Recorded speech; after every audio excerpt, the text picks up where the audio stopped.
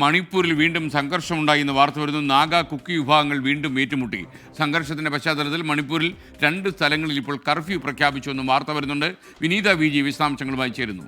Good morning വിനീത, പറയൂ.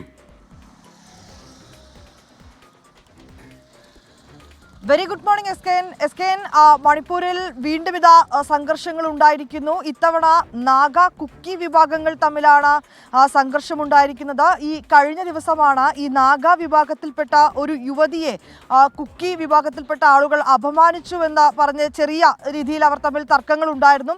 പിന്നാലെയാണ് ഈ ഇരു മേഖലകളിലെ ആളുകൾ താമസിക്കുന്ന പ്രദേശങ്ങളുണ്ട്. ഈ പ്രദേശങ്ങൾ തമ്മിൽ അതിർത്തിയുമായി ബന്ധപ്പെട്ടുകൊണ്ടുള്ള തർക്കങ്ങൾ ഉണ്ടായിരുന്നു. ഇതൊക്കെയാണ് സംഘർഷത്തിലേക്ക് എത്തിയിട്ടുണ്ടായിരുന്നത്. അവിടെ ഉണ്ടായിരുന്ന ആസാം റൈഫിൾസിന്റെ ക്യാമ്പിന് ആൾക്കൂട്ടം തീയിട്ടൊരു സംഭവം കൂടി ഉണ്ടായിരുന്നു. ഈ ക്യാമ്പ് ഉണ്ടായതിനു ശേഷം ഈ ആളുകൾക്ക് മേഖലകളിൽ നിന്ന് വീട് വെക്കുന്നതിനും മറ്റുമായി തടി മാറ്റുന്നതിനുമൊക്കെ നിയന്ത്രണം ഉണ്ടായിരുന്നുവെന്നാണ് അവിടെയുള്ള പ്രദേശവാസികൾ പറയുന്നത്. തുടർന്നാണ് ഈ ആൾക്കൂട്ടം ക്ഷുഭിതരായി എത്തുകയും ഈ ക്യാമ്പിന് നേരെ ആക്രമണം നടത്തുകയും തീയിടുകയും ഒക്കെ ചെയ്തത്. ഈ സംഘർഷാവസ്ഥ നിലനിൽക്കുന്ന പശ്ചാത്തലത്തിൽ 2 സബ് ഡിവിഷനുകളിലാണ്, കാങ്പോപ്പി ജില്ലയിലെ കാങ്ജോങ്, ഗൽജാങ് എന്നിങ്ങനെയുള്ള 2 സബ് ഡിവിഷനുകളിലാണ് ഇപ്പോൾ കർഫ്യൂ ഏർപ്പെടുത്തിയിരിക്കുന്നത്. കടുത്ത നിയന്ത്രണങ്ങൾ ഏർപ്പെടുത്തിയിട്ടുണ്ട്. ഈ മേഖലയിൽ നേരത്തെ തന്നെ ഈ കുക്കി ഒപ്പം തന്നെ മെയ്തൈ വിഭാഗങ്ങൾ തമ്മിലുള്ള സംഘർഷമുണ്ടായിരുന്നു. തുടർന്നാണ് അവിടെ താൽക്കാലികമായി ആസാം റൈഫിൾസിന്റെ ഒരു ക്യാമ്പ് അവിടെ തുടങ്ങിയിട്ടുണ്ടായിരുന്നത്. പിന്നാലെയാണ് ഇപ്പോൾ നാഗ കുക്കി വിഭാഗങ്ങൾ തമ്മിലും സംഘർഷമുണ്ടാവുകയും അവർ തമ്മിൽ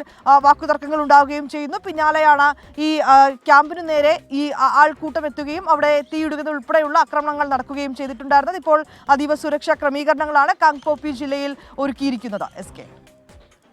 okay, thank you Vineetha V G.